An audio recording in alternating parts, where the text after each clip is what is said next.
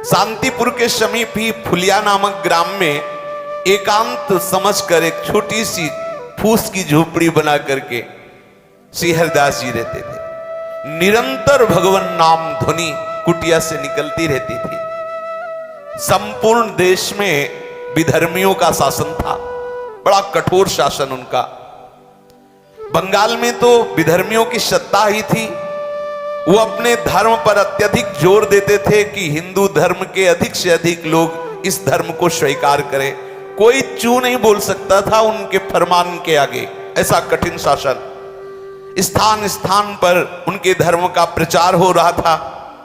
उनके धर्म प्रचार में जरा भी कोई विघ्न अगर उपस्थित कर दे तो बादशाह से उससे सीधे मृत्युदंड, ऐसा भयंकर से भयंकर पीड़ायुक्त दंड दिया जाता था। इधर इस कुल में जन्म होने के कारण और निरंतर नाम रटने के कारण विधर्मियों के हृदय में बड़ी पीड़ा हुई कि हमारे कुल में जन्म लेकर के भी ये हिंदुओं के ठाकुर का नाम जप करते हैं। काजी इनको बहुत कष्ट हुआ। पहले कुछ भेजे कि उनको समझा दो, वो नाम छोड़ दें और कुरान शरीफ के अनुसार वो इस्लाम को स्वीकार करें। वहां कौन सुनने वाला है? जिसकी दृढ़ निष्ठा हो गई उसे कोई हिला नहीं सकता। फुलिया के आसपास पूर्ण शासन मानो एक बादशाह ही हो। गुराई नाम का काजी, बड़ा ही कठोर स्वभाव का, वो हरिदास जी के प्रति तो ऐसा जलने लगा, पूछो मत, ईर्ष्या का ठिकाना नहीं रहा उसके मुख। जब हरिदास जी के मुख से हरिनाम सुना तो जल गया।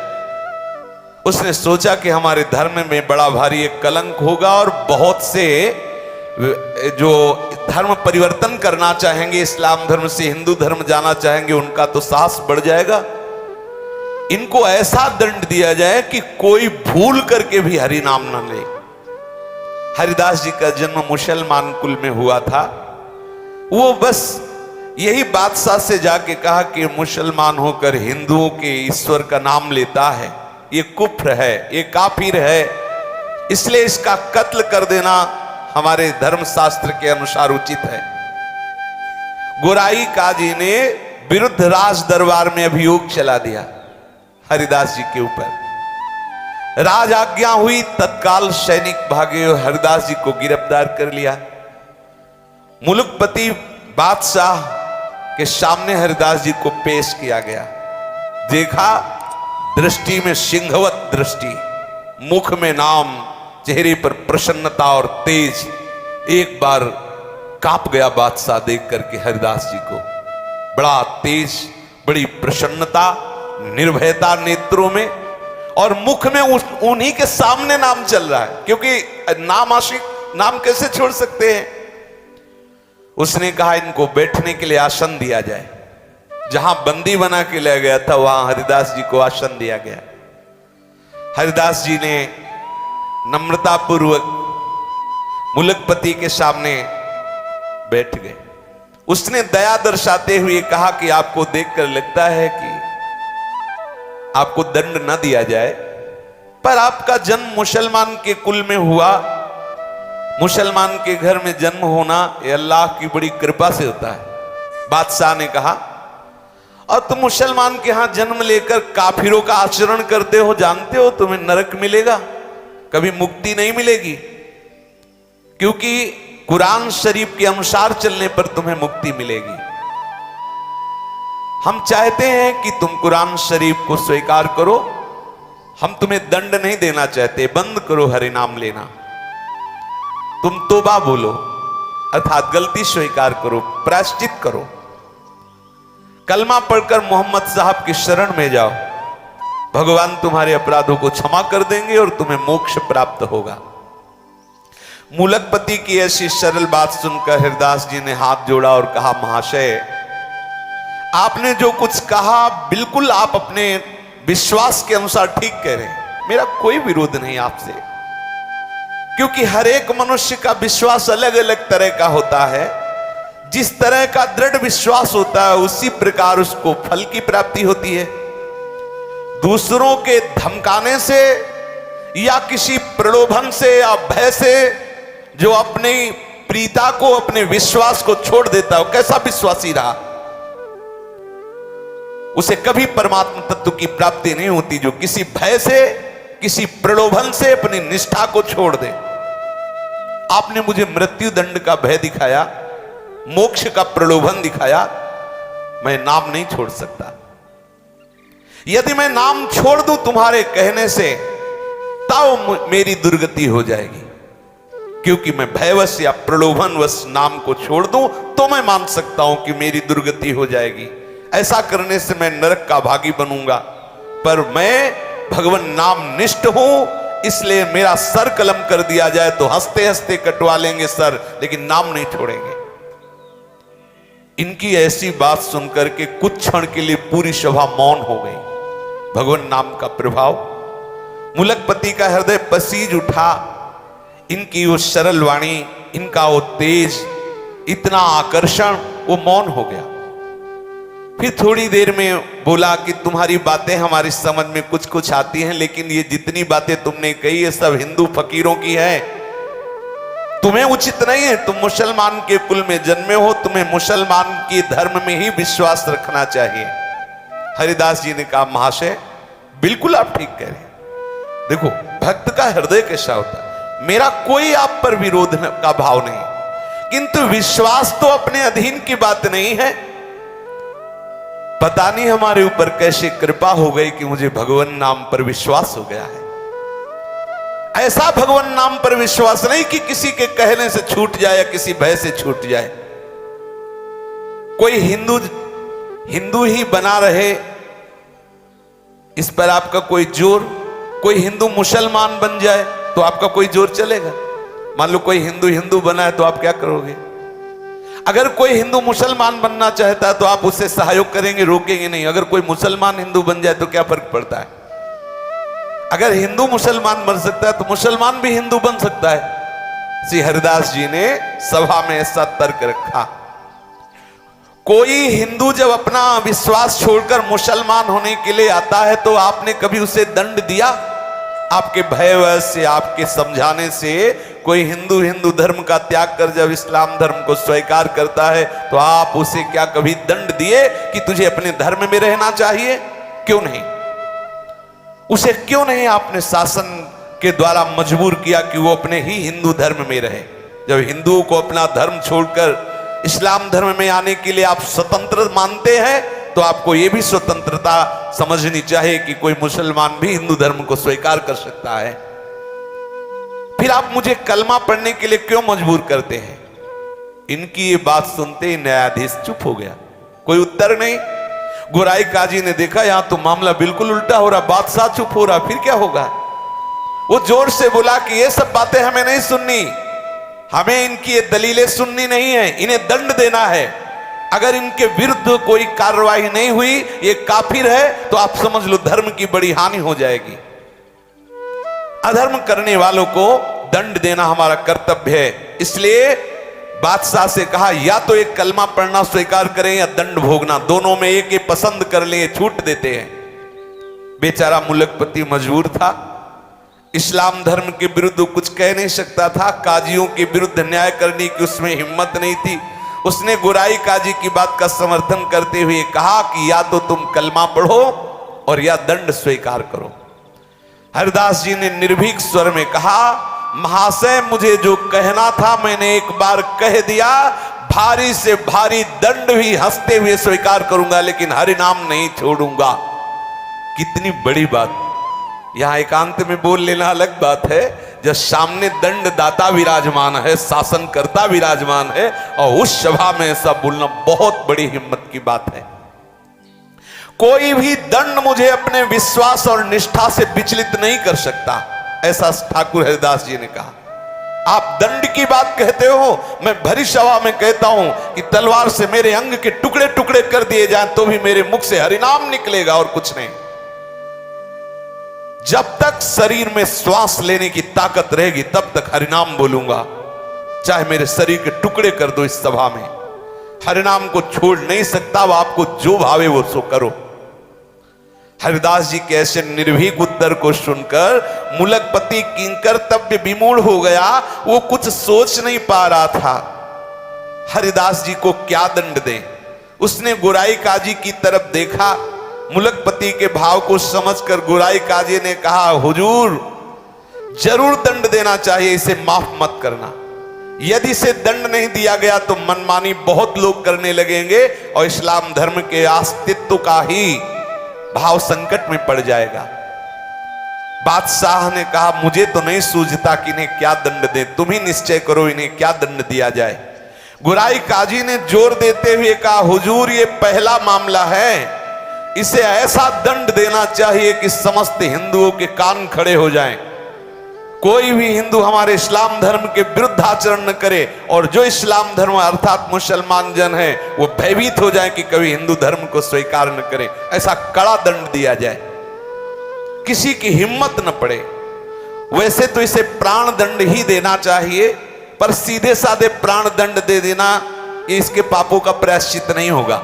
गुराई काजी ने कहा, सोचो नाम जापक के लिए इसकी पीठ पर बेत और कोड़े बरसाते हुए 22 बाजारों में ले जाया जाए और इतना मारा जाए कि कोड़े और बेतों की मार पड़ते पड़ते मर जाए, ऐसा इसे दंड दिया जाए, जिससे किसी की हिम्मत नहीं होगी इस्लाम धर्म के विरुद्ध बोलने की।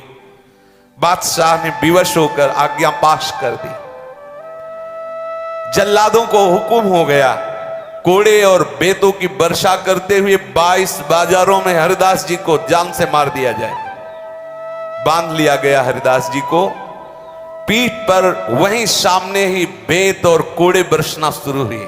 सोचो, अब उनके सुकुमार शरीर पर जे भी कोड़ों की आघात जोर से जल्लाद लोग मारते, कोड़ा तो वैसे ही खाल वो कोड़े में लगी हुई चली जाती, घाव हो, उन घावों पर बेत ऊपर से बरसते, कोड़े बरसते। हरिदास जी की शरीर की पूरी खाल उधड़ गई, मांस दिखाई देने लगा, पीठ से रक्त की धारा बहने लगी। निर्दयी जल्लाद उन घावों पर बेत की वर्षा करते। हरिदास जी के मुख से वही हरिनाम, एक क्षण के लिए भी हरिनाम नहीं रुका। कोड़ों और वेतों की वर्षा हो रही है। बाजार में जो भी देखता आंख मूंद लेता, कोई चीख पड़ता, कोई रोने लगता, हाय हाय मच गई। लेकिन बादशाह के हुक्म के आगे किसी का क्या जोर। बहुत से भक्त तो चीख चीख के रोने लगे। वो केवल कृष्ण नाम कीर्तन करते हुए बेत और कोड़ों की मार सह रहे हरिदास जी। एक बार भी ना तो जल्लादों की तरफ मुड़ के देखा, न जनता की तरफ, न एक क्षण के लिए भी नाम रुका। हर समय नाम चल रहा है। 22 बाजारों में घुमाया गया, शरीर रक्त से लथपथ है, हरिदास जी के प्राण नहीं निकल रहे। जल्लादों ने आश्चर्य प्रकट किया कि ऐसा कठोर आदमी तो आज तक हमने नहीं देखा। हम लोगों के 10-20 बेत कोड़े पड़ते ही कितने मूर्छित हो गए देखा है, लेकिन 22 बाजारों में कितने असंख्यों बेत और कोड़े पड़ गए, इसके होश जीव कितने बने हुए। ये मरेगा भी कि नहीं? अगर नहीं मरेगा तो बादशाह मुझे मार डालेगा। इसलिए वो जल्लाद कांप रहे कि मरेगा कैसे। हमें लगता है जो नाम उच्चारण कर रहा है इसी का प्रभाव है। भारी दुख में भी ना तो इसके मुंह पे कोई शिकन है, ना कोई वेदना है। अब हम लोग क्या करें? दयालु हृदय महात्मा हरिदास जी ने कहा, हरि बोल, हरि बोल, तू भी हरि बोल। बोले अब भी वो बोलता है हरि बोल, हरि बोल, ऐसे कह के फिर हरिदास जी आनंद मगन हो रहे। ये भी हरि बोल बोल रहे, इनका भी कल्याण हो जाएगा, इसलिए आनंद हो रहा है। ऐसे जल्लादों के मुख से हरि नाम निकला, इनका भी कल्याण हो जाएगा। हाथ जोड़कर अश्रु प्रवाह करते हुए हरिदास जी हरि से प्रार्थना करते हैं, काजी, बादशाह और पीटने वाले इन सब का मंगल हो। हे प्रभु, कभी इनको कोई कष्ट ना हो। आप देखो संत का हृदय क्या होता है, नाम जापक का हृदय क्या होता है। प्रभु ये सब भूले भटके हैं, इनके अपराधों को क्षमा करो, ऐसा वो प्रार्थना करते। इतने में ही हरिदास जी की अचेत अवस्था आ गई, मूर्छित हो गए, भूमि में पड़ गए। सेवकों ने देखा कि उनके प्राण संचलित नहीं हो रहे। उनको ऐसा भास हुआ मानो हरिदास जी के प्राण निकल गए। गुराई काजी को सूचना दी गई, मुलकपति को सूचना दी गई कि हरिदास जी के प्राण निकल गए। तो उन्होंने कहा ये काफिर है, इसको अगर जमीन में गाड़ दिया जाएगा तो स्वर्ग मिलेगा, इसलिए इसको काफिर को गंगा में फेंक दो, क्योंकि इस्लाम धर्म के अनुसार यदि जमीन में गाड़ा जाएगा तो इसे स्वर्ग मिलेगा। बोले इसको गंगा में फेंक दो। गोराई काजी ने कहा कब्र में गड़वा देने से मुसलमानी धर्म के अनुसार स्वर्ग की प्राप्ति होती है, इसने मुसलमानी धर्म छोड़ दिया है, इसलिए इसे गंगा में फेंक दो। जल्लादों ने बादशाह की आज्ञा से हरिदास जी के शरीर को गंगा में फेंक दिया। गंगा माता का सुखद स्पर्श होते ही, शीतल जल स्पर्श होते ही हरिदास जी को चेतना आ गई, जागृत हो गई चेतना। धीरे धीरे गंगा के प्रवाह से वो फुलिया के समीप घाट पर आके लग गए। अब दर्शनार्थियों की भीड़ एकत्रित हो गई, क्योंकि सबको पता था, वो तो 22 बाजारों में जब मारा तो सबको पता था, अरे सबने देखा हरिदास जी जीवित है। चारों ओर प्रसन्नता का समाचार फैल गया। लोग ठाकुर हरिदास जी के दर्शन के लिए बड़ी उत्सुकता से आने लगे। जो भी सुनता हो सब भागते हुए दूर दूर से लोग आने लगे। बादशाह और गुराई काजी के पास सूचना पहुंची कि हरिदास जी तो जिंदा है, गंगा में फेंक दिए गए थे और परीक्षण के साथ फेंके गए थे, ऐसे थोड़ी देखा गया था कि प्राण संचलित नहीं हो रहे। घबरा गया बादशाह कि कोई साधारण नहीं, 22 बाजारों में बराबर अनवरत असंख्यों बेत और कोड़े मारे गए, खाल शरीर में नहीं, फिर भी प्राण। हृदय से घबरा करके, आखिरकार कोई सत्ता है, हृदय से घबरा गया और बादशाह स्वयं काजी के सहित आया दर्शन करने हरिदास जी के। फुलिया में जहां हरिदास जी रुके हुए थे, बादशाह ने आया, आकर के नम्रता पूर्वक हाथ जोड़ा, सर झुकाया और कहा आप मुझे क्षमा करें, मैं दंड देने के लिए मजबूर था, इसलिए दंड दिया, मैं आपके प्रभाव को नहीं जानता था, मेरे अपराध को क्षमा कर दो। और आज से मैं ये पास करता हूं कि आप खूब हरिनाम जप करो, कोई नहीं बोलेगा। ऐसा बादशाह ने सर, देखो भगवान का सब लीला विलास है। आज से आपके भजन में कहीं कोई भी विघ्न नहीं पहुंचाएगा, ये फरमान जारी कर दिया बादशाह ने। हरिदास जी नम्रता पूर्वक कहा कि महाशय आपका तो कोई अपराध है ही नहीं, क्योंकि मनुष्य अपने कर्मों के अनुसार दुख सुख भोगता है। कोई हमारे ऐसे कर्म रहे होंगे जिनको भगवान ने पवित्र करने के लिए तुम्हें प्रेरणा की। देखो संतों का हृदय कैसा होता है। हरिदास जी की ऐसी सरल निष्कपट बात सुनकर बादशाह आनंद मगन हो गया। वो हरिदास जी के चरणों में गिरा, बादशाह चरणों में गिरा, फिर वो प्रणाम करके चला गया। अब तो बड़े बड़े वैष्णव सब भाग भाग करके श्री हरिदास जी के समीप आए और दुख प्रकाशित करने लगे। कोई उनके घावों को देखकर फूट फूट कर रोने लगता। हरिदास जी ने उन वैष्णव जनों को समझाते हुए कहा, हे वैष्णव जन, आप सभी लोग भगवत प्रेमी हो, शास्त्र के मर्म को भली भांति जानते हो। बिना पूर्व कर्मों के दुख सुख की प्राप्ति नहीं होती।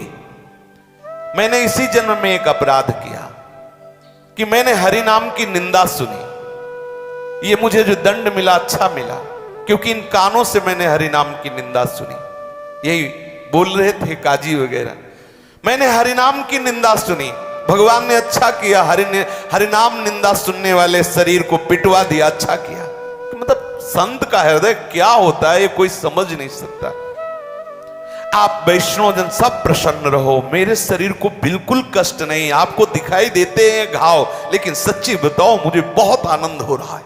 हरिदास जी ने कहा, जिस क्षण प्रभु का विस्मरण हो जाता है उस समय दुख होता है, यहां तो प्रतिपल प्रभु का स्मरण हो रहा है, तो दुख कैसा। ये आपको दिखाई दे रहा है, शरीर में बड़े बड़े घाव दिखाई दे रहे हैं, लेकिन हृदय में मेरे बिल्कुल कष्ट नहीं है। इनके ऐसे उत्तर से सभी वैष्णवजन बड़े संतुष्ट हुए। हरिनाम कीर्तन करते हुए सब वैष्णवजन अपनी अपनी कुटिया को गए। श्री हरिदास जी भगवती भागीरथी के तट पर फुलिया ग्राम के समीप रहने लगे। वहां कौन सी कमी रह गई, जब बादशाह के चरणों में प्रणाम किया तो सोचो कौन सा वैभव उनके लिए दुर्लभ है जो भगवान के चरणों के आश्रित हैं। अब शांतिपुर से अद्वैताचार्य जी नित्य आते हरिदास जी के समीप। आचार्य ने पुत्र की भांति प्यार करते, अद्वैताचार्य जी पुत्र की तरह प्यार करते हो, ये उन्हें पिता से भी बढ़कर मानते। फुलिया के सभी ब्राह्मण वैष्णव धनी मानी पुरुष रोज दर्शन करने आते श्री ठाकुर हरिदास जी के, बड़ा आदर सत्कार करते। अब आप विचार कीजिए किस कुल में जन्मे, नाम का महत्व देखो। सब ब्राह्मण वैष्णव सब आके प्रणाम करते हैं, सब चरण धूल माथे पे लेते हैं। ये नाम की कितना भयानक दंड दिया गया, क्या बिगाड़ पाया कोई? नाम का प्रभाव देखो। वही बादशाह वही काजी आके चरणों में गिरे। श्री हरिदास जी के मुख से सदा हरिनाम निकलता रहता। निरंतर के कीर्तन के प्रभाव से इनके रोम रोम से हरिनाम की ध्वनि प्रकट होती। अगर कोई हरिदास जी के सामने जरा सी कोई भगवान की बात कर, सुनते ही ये अशुभ प्रवाह होने लगता, मूर्छित हो जाते, एक साथ शरीर में साफ सात्विक भाव प्रकट हो जाते। एक दिन की बात है, ये अपनी कुटिया से कहीं जा रहे थे तो रास्ते में इन्हें मंजीरा मृदंग की आवाज सुनाई दी। श्री कृष्ण कीर्तन समझकर ये उसी ओर चल पड़े। उस समय एक डंक नाम की जाति के लोग मृदंग मजीरा बजाकर नृत्य किया करते थे और नृत्य के साथ वो हरि लीलाओं का पदों का गायन करते। उस समय कोई डंक नृत्य कर रहा था और हरिदास जी जब पहुंचे तब डंक भगवान की काली दमन की लीला का पद गा रहा था। डंक का स्वर कोमल था, नृत्य में प्रवीण था, गाने का अभ्यास, और बहुत सुंदर भाव से वो ये विलाप करने लगा कि जब लाल जी नाग नाथने के लिए काली देह में कूदे तो यशोदा मैया जो विलाप कर रही थी वो। भाई विलाप की बात सुनते ही धड़ाम से गिरे हरिदास जी, साफ सात्विक भाव प्रकट हो गए, अश्रु प्रवाह हुंकार और तड़प रहे हैं जमीन पे। डंक बड़ा सात्विक था, वो महापुरुषों के भावों को जानता था, देख के समझ गए कि ये तो कोई महापुरुष है। तत्काल नृत्य बंद किया, इनके चरणों में लौट गया, थोड़ी थोड़ी धूल उठाई, मस्तक पर धारण किया, स्तुति करने लगा। अब तो बहुत से भक्त हरिदास जी की चरण धूलि ले लेकर अपने माथे पर चढ़ाने लगे, कोई उसे बांधकर रज को घर ले जाने लगे। अहो भाग्य से प्रेमी महाभागवत की चरण रज मिली। वहीं पर एक ब्राह्मण बैठा था, वो देख के जल रहा था कि देखो किस कुल में हरिदास जी जन्मे और सब इनकी चरण धूल ले रहे हैं, मैं मिश्रा जी मेरी कोई बात पूछ नहीं रहा। तो वो थोड़ी देर के बाद वो फिर डंक पद गाने लगा। अब वो ब्राह्मण एकदम जैसे हरिदास जी हुंकार करके गिरे थे वैसे वो भी गिरा। अब जो ही वो गिरा, वो तो पूरा देख ही रहा था कैसे हरिदास जी कर रहे थे, वैसे ही करने लगा।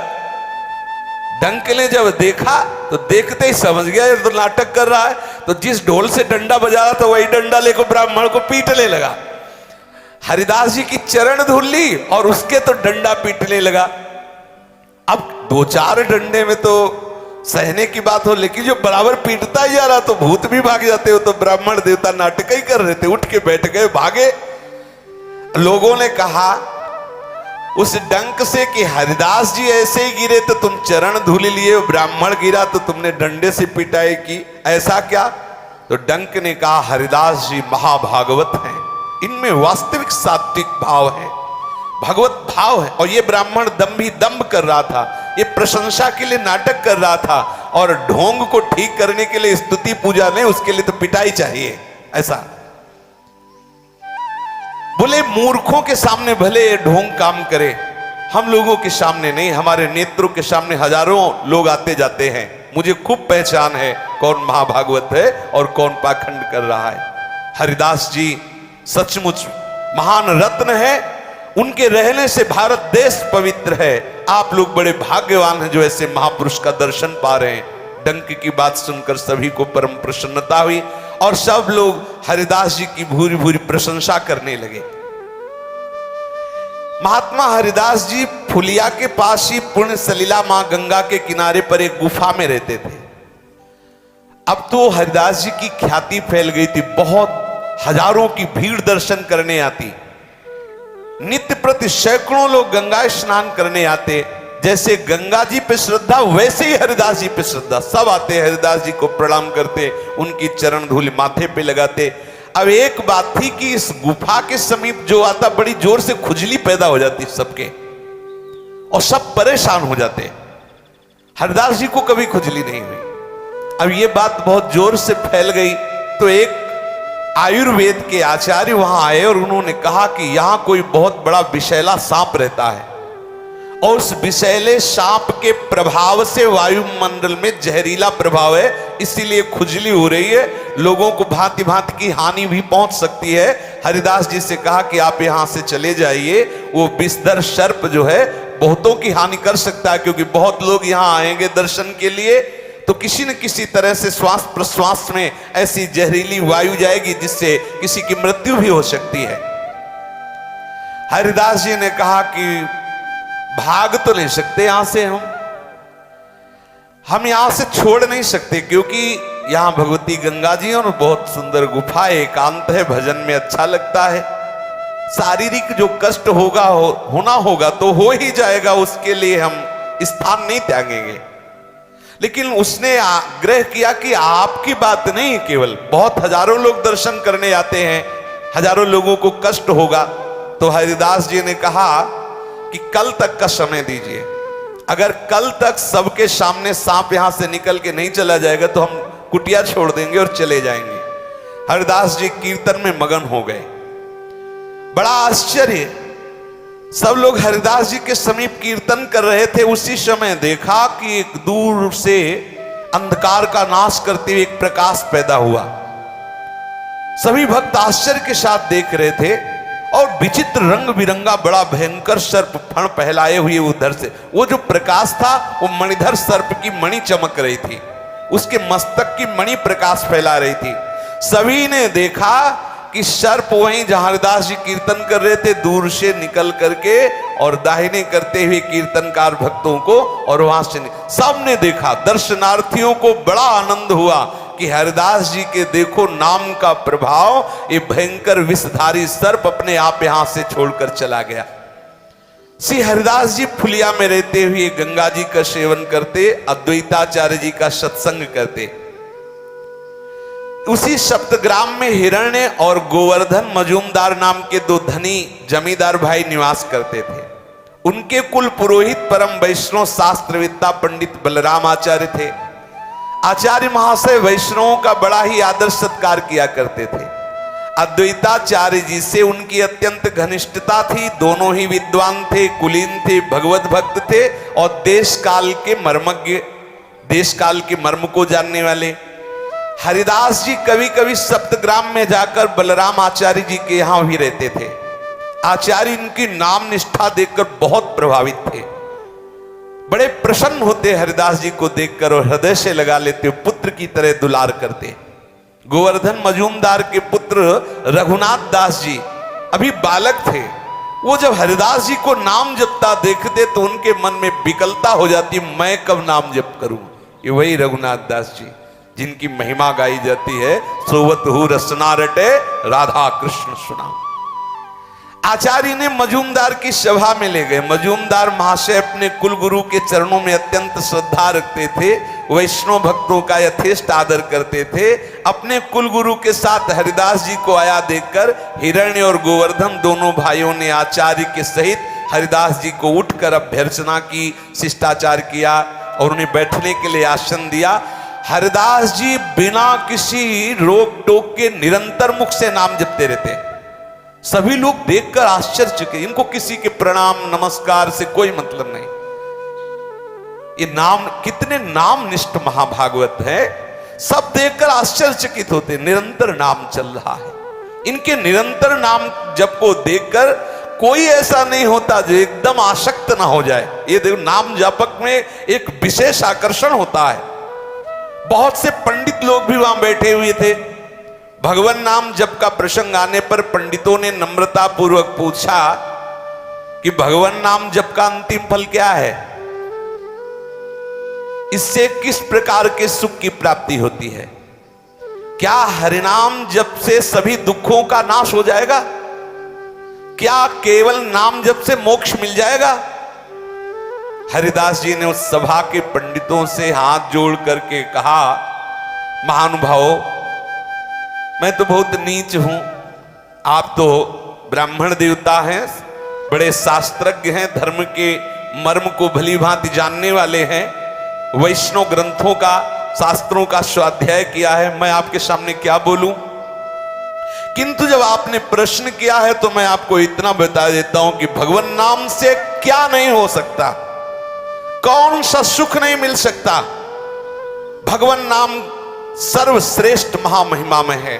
जो भगवान नाम जप करता है उसके हृदय में अखंड प्रसन्नता विराजमान हो जाती है, क्योंकि नाम नामी को घसीट कर हृदय में प्रकाशित कर देता है। सर्वश्रेष्ठ फल नाम नामी को आकर्षित करके हृदय में प्रकाश, भगवान को बांध लेता है नाम।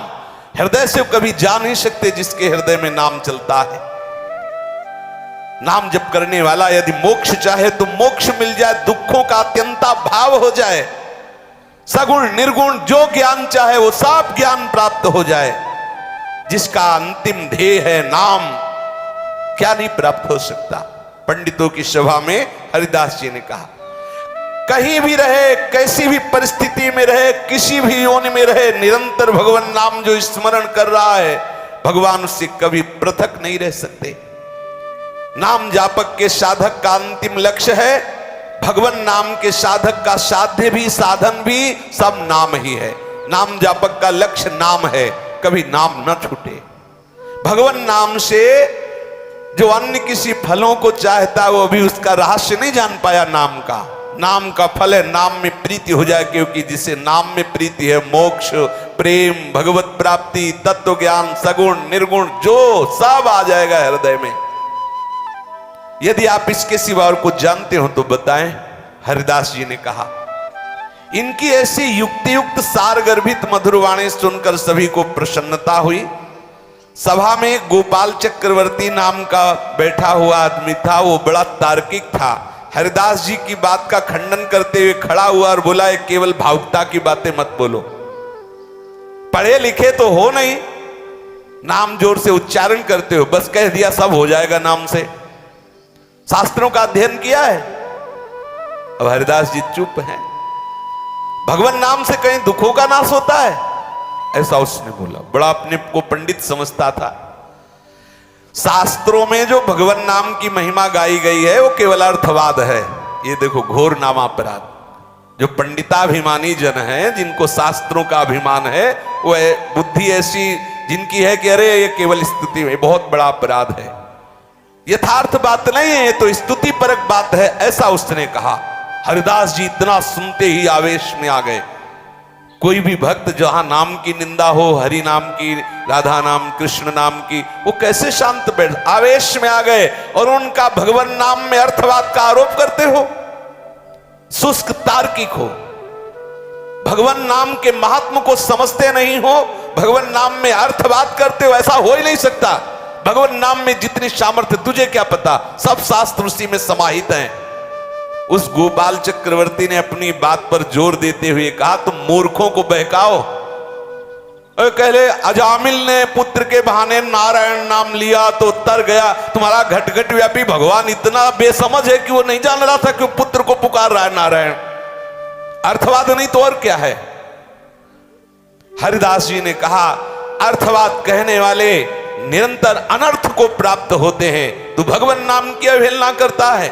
जोश में आकर गोपाल चक्रवर्ती ने कहा, यदि भगवान नाम स्मरण करने से मनुष्य की नीचता जाती रहे तो मैं अपनी नाक कटवा लूं। हरिदास जी ने कहा, यदि भगवान नाम के जब से नीचता की जड़ मूल से नाश वाली वृत्ति न प्रकट हो जाए तो मैं नाक कान सब कटवा लूं। तुम क्या समझते हो भगवान नाम को। ये बात बढ़ते देखकर आचार्य द्वैताचार्य जी ने कहा, शांत रहो, क्योंकि जो बड़े महापुरुष होते हैं वो सब तर्क विवाद। उस वैष्णवापराधी को पीनस रोग हुआ, कुछ ही दिन में उसकी नाक सड़ गई। जो कह रहा था नाक कटवा ले, काटना नहीं पड़ा, सड़ गई, कीड़े पड़ गए नाक में। वैष्णव, घोर वैष्णव अपराध से हरिदास जी जैसे नाम प्रेमी महापुरुष से तर्क विवाद निश्चित समझो। कालांतर में उसकी सड़ गई नाक, अपने आप सड़ के कट गई। हरि निंदा करने वाले हरिनाम निंदक को निश्चित दुर्गति भोगनी पड़ती है। जो नाम जापक है क्या नहीं हो सकता। इसलिए हम पूर्ण विश्वास करके निरंतर नाम रटें, पर सावधानी ये रखें कि नाम की महिमा, नाम का अनुभव जब तक श्रद्धालु न हो, कोई निज जन न हो, तब तक उसे वर्णन न करें, नहीं तो अपने अंतर से भी आप हाथ धो बैठेंगे। आपकी रुचि खत्म हो जाएगी, आपके अनुभव आना बंद हो जाएंगे, आपके अंदर जो दिव्यता है, जो भागवतिकता है, वो छुप जाएगी। गंभीर रहो, शांत रहो, निरंतर नाम जप करो। कोई अधिकारी भगवत प्रेरणा से ऐसा आ जाए तो भले आप नाम की महिमा का गान करो, भले अपने अनुभव